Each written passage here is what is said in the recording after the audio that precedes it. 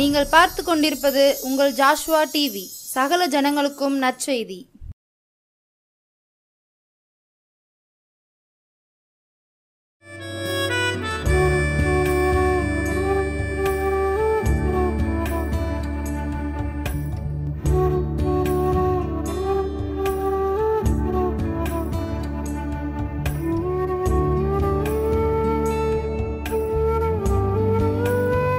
ஆண்டவராகிய இயேசு கிறிஸ்துவின் நாமத்தினாலே உங்கள் யாவருக்கும் என் அன்பின் வாழ்த்துக்களையும் நன்றிகளையும் தெரிவிக்கிறேன். கர்த்தருடைய ஆலோசனை நேரம் என்ற நிகழ்ச்சி வழியாக கர்த்தருடைய வார்த்தையை கேட்டுக்கொண்டிருக்கிற உங்கள் ஒவ்வொருவரையும் கர்த்தர் தாமே அளவில்லாமல் ஆசீர்வதிப்பாராக. இந்த நாளிலும் தேவன் நம்மோடு பேசும்படியாக நம் ஆண்டுடைய முகத்தை நோக்கி பார்ப்போம். எங்கள் அன்பின் பரலோக பிதாவே, நன்றியோடு துதிக்கிறோம் அப்பா. உங்களுடைய வார்த்தையின் சத்தத்தை கேட்க நாங்கள் வந்திருக்கிறோம் சுவாமி. என்னோடு எங்களோடு பேசுங்க. உங்களுடைய வார்த்தையின் ஆழங்களை புரிந்து கொள்ள அறிந்து கொள்ள எங்களுக்கு கிருபை கொடுங்க. அந்த வார்த்தைகள் மூலமாக எங்களுக்குள்ளே ஒரு மாபெரும் எழுப்புதலை மாற்றத்தை ஆவியானவர் கேட்குறேங்க எல்லாருக்குள்ளே நீ கட்டளிடும்படியாக நாங்கள் ஜெபிக்கிறோம்ப்பா. நீர் அப்படி செய்ய போகிறக்காய் ஸ்தோத்திரம். இயேசுவின் நாமத்தில் பிதாவே, ஆமென். இந்த நாளிலும் கர்த்தர் நம்மோடு பேசும்படியாய் கொடுத்தவருடைய வார்த்தை யோபுவின் புத்தகம் 9வது அதிகாரம் 10வது வசனம். ஆராய்ந்து முடியாத பெரிய காரியங்களையும் எண்ணி முடியாத அதிசயங்களையும் அவர் செய்கிறார். ஹல்லேலூயா. யோபு பக்தன் கர்த்தரை குறித்து சொல்லும்போது சொல்கிறாரு, ஆராய்ந்து முடியாத பெரிய காரியங்களையும் எண்ணி முடியாத அதிசயங்களையும் நம் தேவன் செய்கிறார். ஹல்லேலூயா. நம் தேவன் மகா பெரிய வல்லமை உள்ளவர்.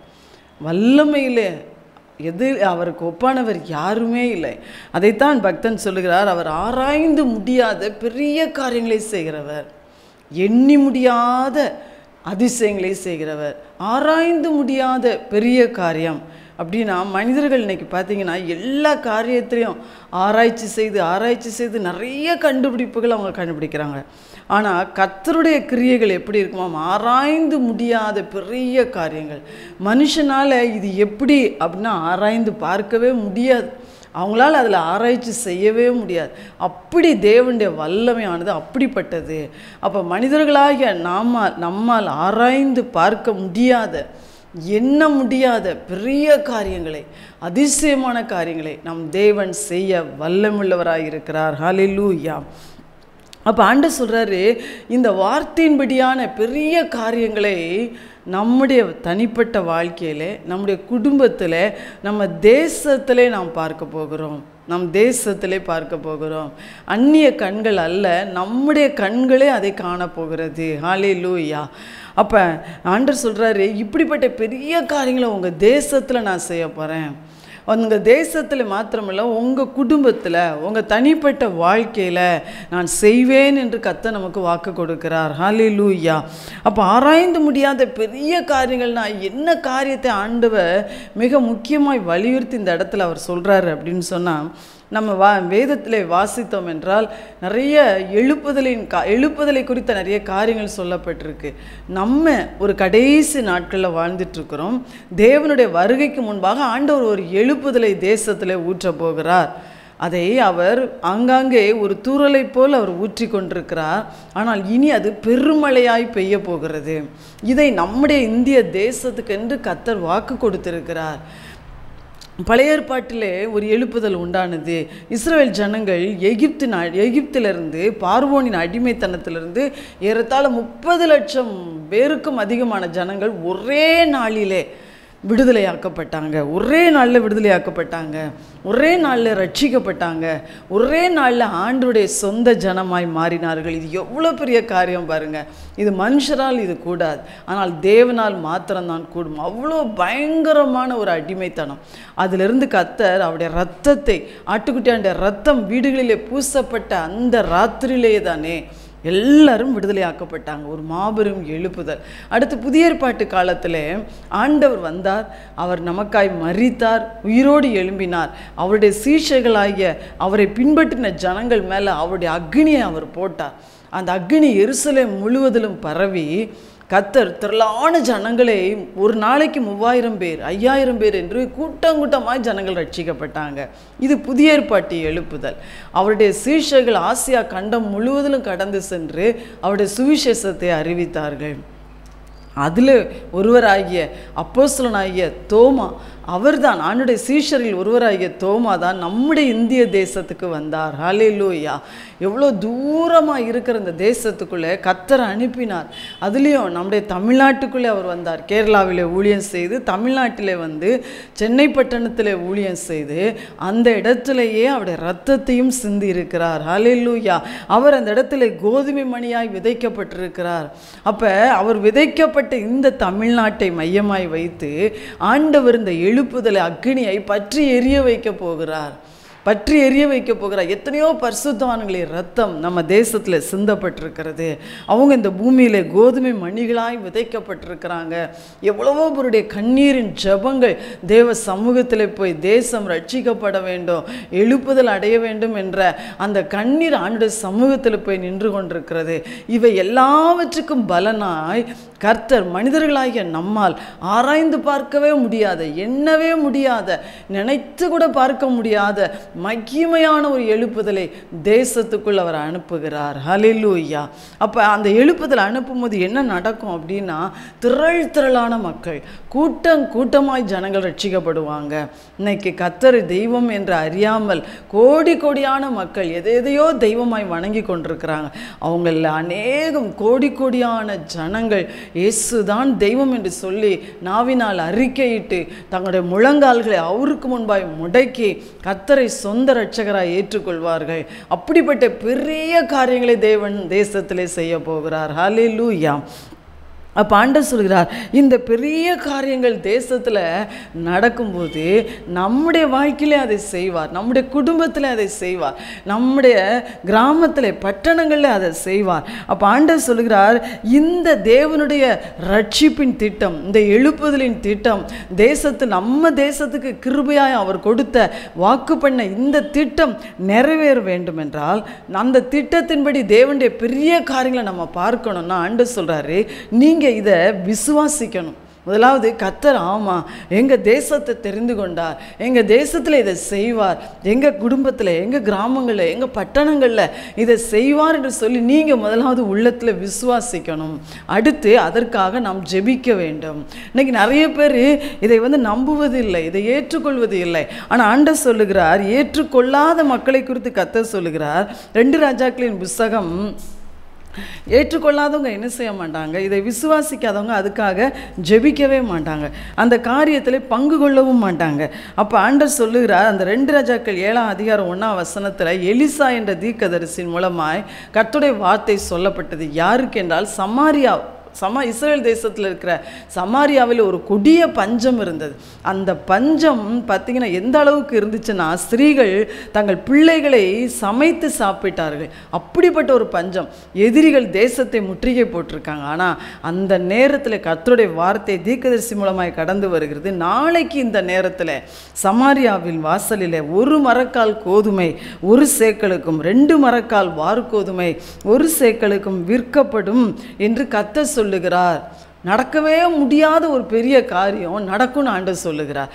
அப்போ அதை கேட்ட ராஜாவுக்கு கையிலாக கொடுக்குற பிரதானி என்ன சொல்கிறாரு, வானத்தின் மதகுகளை கர்த்தர் திறந்தாலும் இப்படி நடக்குமா என்று சொல்கிறார். அப்போ தான் தீர்க்கதரிசி மூலமாய் அந்த மனிதனுக்கு சொல்லப்பட்ட வார்த்தை, உன்னுடைய கண்களினால் அதை காண்பாய், ஆனால் நீ அதில் சாப்பிட மாட்டாய். பார்த்தீங்களா?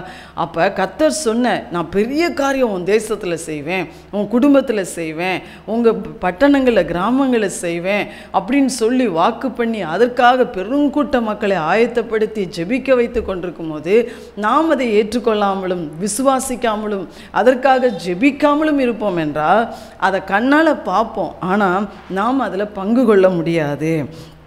அப்போ ஆண்டவர் சொல்லுகிறார், இதை கேட்கிற கர்த்தருடைய பிள்ளைகளாகிய நீங்கள், நம்ம வாழ்கிற இந்திய தேசத்தில் அவர் வாக்கு பண்ணின எழுப்புதல் இந்த வருஷத்தில் இருந்து ஒரு மகிமையான ஒரு அலையாய் அது கடந்து வரப்போதுன்னு ஆண்டவர் சொல்லியிருக்கிறார். அந்த அலை கடந்து வரணும், அந்த பின்மாறி பெருமழையாய் ஊற்றப்படணும்னு சொல்லி நம்ம எல்லாரும் ஜெபிக்கணும், தினந்தோறும் ஜெபிக்கணும். பிசாசானவன், அந்தி கிறிஸ்துவாகிய சாத்தான் அவனுடைய ராஜ்யத்தை பூமிக்குள்ளே நம்ம தேசங்களுக்குள்ளே கொண்டு வர அவன் துடித்து கொண்டிருக்கிறான். ஆனால் அதுக்கு முன்னால் வாக்கு பண்ணப்பட்ட இந்த எழுப்புதல் நம்ம தேசங்களில் பற்றி எரிந்தே ஆகணும். அதனுடைய முதல் துவக்கம் நம்முடைய தமிழ்நாடு தான். நம்முடைய அடுத்து தென் மாநிலங்களிலிருந்து அது தேசம் முழுவதிலும், நம்முடைய தேசத்திலிருந்து அப்படியே உலகம் முழுவதிலும், அடுத்து ஆண்டருடைய தேசமாகிய இஸ்ரவேல் தேசம்.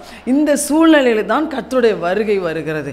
அப்போ வருகைக்கு முன்பாக ஒரு பெரிய திட்டம் நடக்க வேண்டியிருக்குது. ஆண்டு சொல்கிறார், அதற்காக நீங்கள் தினந்தோறும் ஜெபிக்கணும், நீங்கள் அதை விசுவாசிக்கணும். ஆண்டவர் பெரிய காரியம் தேசத்தில் செய்ய போகிறார். நீங்களும் நானும் விசுவாசித்து அதுக்காக ஜெபித்தோம் என்றால் நம்ம அந்த பெரிய காரியத்தை நம்ம கண்ணால் பார்ப்போம், நாமளும் அதை அனுபவிப்போம் என்று கர்த்தர் சொல்லுகிறார். ஹல்லேலூயா. அடுத்த ஆண்டவர் சொல்லுகிறார், இந்த எழுப்புதலின் தேவ திட்டம் நிறைவேறணும் அப்படின்னா அதுக்கு முன்னால் நிறைவேறணும். திரள் கூட்ட மக்கள் கர்த்தரண்ட வருவாங்க, பலத்த அற்புதங்கள் நடக்கும், பலத்த அடையாளங்கள் நடக்கும். வானத்தை அடைத்த எலியாவை போல பயங்கரமான காரியங்களை அவருடைய ஊழியர்கள், அவருடைய ஜனங்கள் எழும்பி செய்வாங்க. வாலிபர்கள் சிறுவர்களெல்லாம் பெரிய சேனையாய் கர்த்தருக்காய் எழுந்து நிற்பாங்க.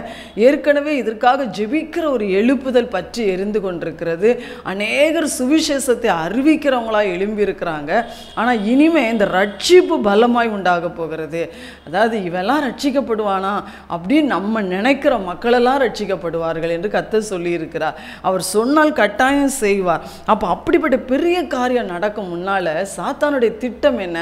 நம்முடைய தேசத்தை கொள்ளை நோய்களாலும் பயங்கரமான மரணங்களாலும், இந்த ரயில் பாருங்கள், இந்த வருஷம் ஆரம்பித்ததுலேருந்து எத்தனையோ தீ விபத்துகள், ரயில் விபத்து, கும்பமேளாவில் எத்தனையோ ஆயிரக்கணக்கான ஜனங்களுடைய மரணங்கள், இப்படி கொள்ளை நோய்கள், பேரழிவுகள், இயற்கை சீற்றங்கள், இப்படிப்பட்ட காரியங்களை கொண்டு வந்து நம்ம தேசத்தின் மக்களை எழுப்புதலை தடை பண்ணிடணும். எழுப்புதலில் ஜனங்கள் ரட்சிக்கப்பட விடாமல் தடுத்துடணும், ஜனங்களை திரளாய் சாகடிச்சிடணும்னு சொல்லி அவனுடைய வெறி இருக்கிறது. ஏன்னா நம்முடைய ஜனங்களுடைய பாவம் அதுக்கு ஒரு காரணம், நம்ம ஜனங்களுடைய பாவத்து நிமித்தம் உண்டான சாபங்கள் அதற்கு ஒரு காரணம். அது மாத்திரம் இல்லை, கர்த்தருடைய ஜனங்களாகிய நம்முடைய பாவங்களும் அதற்கு ஒரு காரணம் தான். அதனால தான் ஆண்டவர் சொல்லுகிறார், 2 நாளாகமும் 7ஆம் அதிகாரம் 14ஆம் வசனத்தில் ஆண்டவர் சொல்லுகிறார், என் நாமம் தரிக்கப்பட்ட என் ஜனங்கள் தங்களை தாழ்த்தி ஜெபம் பண்ணி என் முகத்தை தேடி தங்கள் பொல்லாத வழிகளை விட்டு திரும்பினால் அப்பொழுது பரலோகத்தில் இருக்கிற நான் கேட்டு அவர்கள் பாவத்தை மன்னித்து அவர்கள் தேசத்துக்கு சேமத்தை கொடுப்பேன். ஆண்டவர் சொல்றார், இந்த எழுப்புதலின் தேவ திட்டம் தேசத்தில் தவறாமல் ஆண்டவர் குறித்த நாளிலே அவர் நினைச்ச வண்ணமாகவே தமிழ்நாட்டில் ஆரம்பித்து அது தேசமெங்கிலும் பற்றி எரிந்து உலகம் முழுவதும் கடந்து சென்று அவருடைய தேசத்துக்குள் அது கடந்து சென்று அவருடைய வருகைக்கு திரளான ஜனங்கள் ஆயத்தப்பட வேண்டும் என்றால் ஆண்டவர் சொல்லுகிறார், தேவ ஜனங்களாகிய உங்க கையிலையும் என் கையிலும் தான் அது இருக்குதுன்னு சொல்றார். அப்ப ஆண்டவர் சொல்ற, ஏன் நாமம் தரிக்கப்பட்ட என் ஜனங்களாகிய நீங்க உங்களை தாழ்த்துங்க, இன்னும் உங்க வழிகளை சரிப்படுத்துங்க, உங்க வழிகளை சீர்படுத்துங்க. இன்னும் பார்த்தீங்கன்னா நம்ம ஒருவருக்கொருவர் சண்டையிட்டு கொண்டோம், பொறாமைப்பட்டு கொண்டோம், நம்ம கோபப்பட்டு எரிச்சல் பட்டு கசப்பு கொண்டு மன்னிக்க முடியாம பலவிதமான ஜென்ம சுபாவங்களால் பிசாசின் கிரியைகளால் மாம்சத்தின் கிரியைகளால் தான் இன்னைக்கு தேவ ஜனங்கள் நம்ம நிறைஞ்சு போய் இருக்கிறோம். ஆனால் ஆண்டவர் சொல்லுகிறார், அப்படிப்பட்டவங்களா நம்ம இருக்கிற வரைக்கும் கர்த்தரால் இதை செய்ய முடியாது. ஏனென்றால் நாம் தான் தேவனுடைய சபை. அப்போ சபைக்குள்ளே தான் அந்த அக்கினியை ஊற்றி அவர் பரவ செய்ய முடியும். அப்போ சபையாகிய நாம், சபையின் ஜனங்களாகிய நாம் நம்மை தாழ்த்தணும்னு ஆண்டவர் நம்மகிட்ட எதிர்பார்க்கிறார். அதனால் இதை கேட்டுக்கொண்டிருக்கிற கர்த்தருடைய ஜனமே, நம்ம ஒவ்வொருத்தரும் ஒவ்வொரு நாளும் நம்மளை தாழ்த்துவோம், நம்முடைய வழிகளை சரிப்படுத்துவோம், நம்முடைய சுவாபங்களை சரிப்படுத்துவோம், தேவனுடைய அன்பு தேவனுடைய பரிசுத்தம் என்ன நிரப்பட்டுன்னு நம்ம கெஞ்சுவோம், எல்லாரிடத்துல அன்பாக இருப்போம், ஒருவரை ஒருவர் மன்னிப்போம், ஒருவர் மேல் ஒருவர் பொறாமை கொள்ளாமல் கசப்பு கொள்ளாமல் பிரிவினைக்கு இடம் கொடுக்காம நம்ம எல்லாரையும் நேசித்து எல்லாரையும் மன்னித்து எல்லாரையும் அன்போடு ஏற்றுக்கொண்டு நம்ம செயல்படுவோம். கர்த்தருக்கு முன்பாய் அவர் முகத்தை தேடி நம்மளோட வழிகளெல்லாம் சரிப்படுத்தணும்னு ஆண்டவர் சொல்கிறார். நம்ம சரிப்படுத்தி நம்ம தேசத்துக்காக ஜெபிக்கணும். அப்போ தான் கொள்ளை நோய்கள் தடுக்கப்படும், அப்போ தான் இயற்கையின் சீற்றங்கள் தடுக்கப்படும், அப்போ தான் மரணங்கள் தடுக்கப்படும். மரண வாசனை நம்ம தேசத்தில் வீசி கொண்டிருக்கிறதுன்னு ஆண்டவர் சொல்லியிருக்கிறார். அப்போ பாருங்கள், எவ்வளோ காரியத்தை இந்த வருஷத்துலேருந்து இன்னும் அதிகமாய் நடக்கும்படி தீவிரமாய் நின்று கொண்டிருக்கிறது. கடைசி கால அழிவுகள், சாத்தானால் வருகிற அழிவுகள், இதெல்லாம் நம்முடைய பாவம், நம்முடைய சாபங்கள் எல்லாவற்றினால் நம்ம தேசத்தில் பெண்கள் எவ்வளோ ஈனப்படுத்தப்படுறாங்க, சிறு பிள்ளைகள் எவ்வளோ பாலியல் வன்கொடுமை செய்யப்படுறாங்க, எத்தனை காரியங்களை நம்ம கேட்குறோம். ஆனால் தேவ ஜனங்களாகிய நாம தான் அதுக்காக கண்ணீரோடு பாரத்தோடு ஜெபிக்கணும், நம்மளை தாழ்த்தணும், நம்ம வழிகளை சரிப்படுத்தாமல் நாம கசப்போடையும் கோபத்தோடையும் எரிச்சலோடையும் பொறாமையோடும் பெருமையோடும் குறை பேசுகிறவங்களாகவும் குற்றப்படுத்துகிறவங்களாகவும் இருந்து கொண்டு நம்மளால் தேசத்துக்கு சேமத்தை ஆண்டுடைய கரத்திலிருந்து கொண்டு வர முடியாது. அதனால தான் ஆண்டு சொல்கிறார், கர்த்தருடைய ஜனங்கள் ஏனாமம் தரிக்கப்பட்ட நீங்கள் உங்கள் வழிகளை சரிப்படுத்துங்க, உங்கள் வழிகளை சீர்படுத்துங்க, எல்லா சுயநலங்களையும் உங்களுடைய ஜென்ம கிரியைகளையும் விட்டு வெளியே வாங்க, உங்களை பரிசுத்தப்படுத்துங்க. அது மாத்திரம் இல்லை, நமக்காக ஜெபிக்கிறது மாத்திரம் இல்லை, நம்ம தேசத்தின் பாவங்களுக்காகவும் அக்கிரமங்களுக்காகவும் கூட ஆண்டவரே நீ மன்னியும் இறங்கும் என்று சொல்லி எங்கள் தேசத்தில் அந்த எழுப்புதலின் தேவ திட்டம் நிறைவேறணும். அப்பா, நீங்கள் சொன்ன வார்த்தை எங்கள் தேசத்தில் நிறைவேறியே ஆகணும், ஒரு பெரிய ரட்சிப்பு உண்டாகியே ஆகணும். ஆண்டவரை திரள் கூட்ட மக்கள் உங்கள் பக்கம் வரணும்ப்பான்னு சொல்லி நம்ம கண்ணீரோடு பாரத்தோடு நாம் ஜெபிக்கிறவங்களாகவும் இருக்கணும். இதை நம்ம கேட்குற கர்த்தருடைய பிள்ளைங்க நம்ம எல்லாரும் அதை செய்வோம் என்றால் கர்த்தர் சொல்லுகிறார், ஆராய்ந்து முடியாத பெரிய காரியங்களை தேசத்தில் அவர் செய்வதை நம்ம பார்க்க முடியும், நம்ம அனுபவிக்க முடியும். தேசத்தில் அவர் செய்ய நம்ம குடும்பத்தில் அவர் செய்வார், நம்முடைய தனிப்பட்ட வாழ்க்கையிலே செய்வார். அதை கட்டாயம் நம்முடைய கண்களை காண வைப்பார், அனுபவிக்க வைப்பார். அடுத்த ஆண்டு சொல்றாரு, ஓசியா 6ஆம் அதிகாரம் 11ஆம் வசனத்தில் கர்த்தருடைய வசனம் சொல்கிறது, யூதாவே உனக்கு ஒரு அறுப்பு காலம் நியமிக்கப்பட்டிருக்கிறது. ஆண்டவர் சொல்கிறாரு, நம்ம ஜெபித்து விசுவாசத்தை ஜெபிக்கிறவங்களா மாத்திரம் இல்லை, எழுப்புதலின் தேவ திட்டத்தில் நமக்கு ஒரு பங்கு இருக்குது. எழுப்புதலுக்காய் தேவனால் தெரிந்து கொள்ளப்பட்ட ஒருவேளை எல்லா கர்த்தருடைய பிள்ளைகளுக்கும் தேவன் தேசத்தில் வைத்திருக்கிற இந்த மாபெரும் எழுப்புதல் திட்டம், எழுப்புதல் என்று சொல்லும் போது ஒரு பெரிய அறுவடை, ஆத்துமாக்களை திரளாய் தேவ ராஜ்யத்துக்குள்ளே கொண்டு வந்து சேர்க்கிற ஒரு அறுவடையின் காலம், அதுதான் அறுப்பு காலம். அப்போ அந்த அறுப்பு காலம் சமீபிச்சிருச்சு. ஒவ்வொருத்தர் கையிலையும் ஆண்டவர் அறுவடைகளை கொடுக்க விரும்புகிறார். அப்போ ஆண்டவர் சொல்றாரு, உங்களுக்கு நியமிக்கப்பட்ட அந்த எழுப்புதல் தேவ திட்ட பங்கை நம்ம நிறைவேற்றணும். இதுக்காக நம்ம இப்பே அதிகமாக ஜெபிக்கணும். அதுக்காகத்தான் ஆண்டவர் அந்த எழுப்புதலுக்காக நம்மளை ஆயத்தப்படுத்த தான் இப்படிப்பட்ட தேவ வார்த்தைகளை நம்ம கூட பேசிட்டு இருக்கிறார். ஆண்டவர் சும்மா ஒரு சுகம் தருவேன், உனக்கு விடுதலை தருவேன், உனக்கு ஆறுதல் தருவேன், உனக்கு சமாதானம் தருவேன்னு சொல்லிட்டு போக அவர் வரல. ஆண்டவர் நம்ம மேலே கரிசனை உள்ள ஆண்டவர் தான். ஆனால் தேவனுக்கு நம் தேசத்தில் அவர் வாக்கு பண்ணியிருக்கிற எழுப்புதல் ரொம்ப ரொம்ப முக்கியம். அதற்கு அடுத்து வரப்போகிற கர்த்தருடைய வருகையிலே தேவ ஜனம் எடுத்துக்கொள்ளப்படுகிறது, அதுவும் பயங்கரமான முக்கியமான ஒரு சம்பவம். இந்த ரெண்டுக்கும் நம்ம எல்லாரும் ஆயத்தப்படணும். அதற்காகத்தான் கர்த்தர் பல கோணங்களிலே நம்மோடு அவர் வார்த்தைகள் மூலம் பேசி கொண்டிருக்கிறார், நம்மை அதற்கு ஆயத்தப்படுத்தி கொண்டிருக்கிறார். அப்போ இந்த அறுவடையை நம்ம தேவன் ராஜ்யத்துக்குள்ளே கொண்டு வந்து அவர் நம்ம மேலே வச்சிருக்கிற திட்டத்தின்படி, ஒவ்வொருத்தர் மேலே ஒவ்வொரு திட்டம் வச்சிருப்பார், ஒவ்வொருத்தரை குறித்து ஒவ்வொரு நோக்கம் வைத்திருப்பார், ஒவ்வொருவரையும் ஒவ்வொரு விதமாக எடுத்து அவர் பயன்படுத்துவார். அப்போ நீங்கள் நான் என்ன ஜெபிக்கணும், எழுப்புதலின் தேவ திட்டத்தில் ஏன் பங்கை நான் நிறைவேற்றணும். ஆண்டவரே எனக்கு அந்த கிருபையை தாரும், எனக்குள்ள அந்த ஆயத்தம் உண்டாகட்டும், என்னை அதற்கு தகுதிப்படுத்தும், என்னை அதற்கு பரிசுத்தப்படுத்தும், என்னை அந்த கிருபையினால் நிரப்பும்.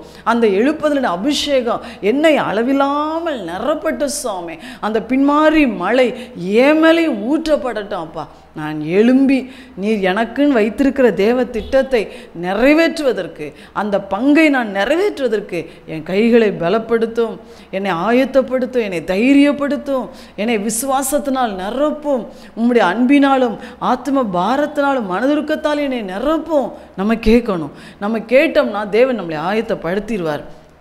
அப்போ ஆண்டவர் சொல்லுகிறார், ஒவ்வொருவருக்கும் ஒரு பங்கை ஆண்டவர் வச்சிருக்கிறார். அதை யாரை கொண்டு எப்படி எப்படி நிறைவேற்றுவார் நமக்கு தெரியாது, அவர் எப்படி நம்மை பயன்படுத்துவார் என்று நமக்கு தெரியாது. ஆனால் கர்த்தர் சொல்கிறார், உங்கள் பங்கை நீங்கள் நிறைவேற்றணும், உங்கள் பங்கை.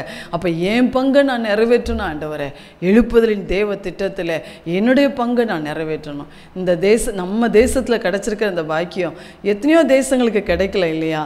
ஆண்டவர் கிருபையாய் அவருடைய சீஷனை அன்றைக்கே அனுப்பி நம்ம தேசத்தை அதற்கு அதற்கென்று இத்தனை வருஷ காலமாய் அவர் ஆயத்தப்படுத்தி இருக்கிறார். அவருடைய ஜனமாகிய நம்ம இன்னைக்கு அதுக்கு தீவிரப்படுத்தி கொண்டிருக்கிறார். நாம் அதில் பங்கு உள்ளவங்களாக இருக்கணும். அந்த பங்கை நம்ம நிறைவேற்றணும். அதுக்கு தான் ஆண்டவர் சொல்லுகிறார், நீங்கள் முதலாவது அப்போ இந்த பங்கை நம்ம நிறைவேற்றுறவர்களாய் காணப்படும் போது ஆராய்ந்து முடியாத பெரிய காரியங்களை தேவன் செய்வதை நம்ம பார்ப்போம், நாம் அனுபவிப்போம். நம்ம தேசத்தில் ஜனங்கள் மத்தியில் அவர் செய்கிறத நம்ம பார்ப்போம், நம்ம குடும்பத்தில் அவர் செய்கிறத பார்ப்போம், நம்ம தனிப்பட்ட வாழ்க்கையில கர்த்தர் செய்கிறத நம்ம பார்ப்போம். அப்போ ஆண்டவர் சொல்கிறார், எல்லா ஆசீர்வாதமுமே நம்ம தேசத்தை வச்சு தான் நமக்கு இருக்குது. தேசத்தின் எழுப்புதலை வைத்து தான் நம்முடைய ஆசீர்வாதமும் இருக்குது. அதனால தான் கர்த்தர் இந்த நாளில் அந்த வார்த்தையை நம்மோடு கூட பேசுகிறார். அருமையான கர்த்தருடைய பிள்ளைகளை, ஆராய்ந்து முடியாத பெரிய காரியங்களை செய்வேன் என்று வாக்கு கொடுத்து செயல்பட்டு கொண்டிருக்கிற ஆண்டுடைய கிரியைகளை நம்ம விசுவாசிப்போம், அதுக்காக ஜெபிப்போம். இந்த வார்த்தைகளை மறுபடியும் நீங்கள் கேட்கணுன்னா யூடியூப்பில் கர்த்தருடைய வார்த்தை நீங்கள் மறுபடியும் கேளுங்க. தேவ திட்டங்களை புரிந்து கொள்ளுங்க. ஒருவேளை ஆழமாக நிறைய காரியங்கள் இருக்குது, அதெல்லாம் நமக்கு சொல்ல முடியாது. ஆனால் தேவன் மேலோட்டமாக சொல்லியிருக்கிறார். இதுக்காக வைத்து வைத்து நீங்கள் ஜெபம் பண்ணுங்க. உங்கள் குடும்ப பாரம் எவ்வளவோ இருக்கலாம், அதெல்லாம் ஒரு பக்கம் இருக்கட்டும். ஆனால் முதலாவது இந்த தேவ சித்தம் தேசத்தில் நிறைவேறணும். இந்த தேவ ராஜ்யம் தேசத்துக்குள்ளே வரணும். இயேசுவின் நாம இந்த தேசத்தில் மகிமைப்படணும். நம்ம அதுக்காக தீவிரத்தோடு விசுவாசத்தோடு ஜெபிங்க. உங்களை தாழ்த்தி, உங்களை சரிப்படுத்தி, உங்களை சீர்படுத்தி ஜெபிங்க. உங்கள் குடும்பங்களுக்காக, தேசத்தின் பாவங்களுக்காக திறப்பில் நின்று ஜெபிங்க. அது மாத்திரம் இல்லை, இந்த எழுப்புதலை தேவ திட்டத்தில் ஏன் பங்கு என்ன ஆண்டவரை, நான் அதை செய்யணும், எனக்கு அந்த வழிநடத்தல கிருபையை தாங்கன்னு சொல்லி உங்களை அதுக்கு ஆயத்தப்படுத்தி ஒப்பு கொடுத்து ஜெபம் பண்ணுங்க. கர்த்தர் பெரிய காரியங்களை செய்கிறத நம்ம பார்ப்போம். ஜெபம் பண்ணுவோமா?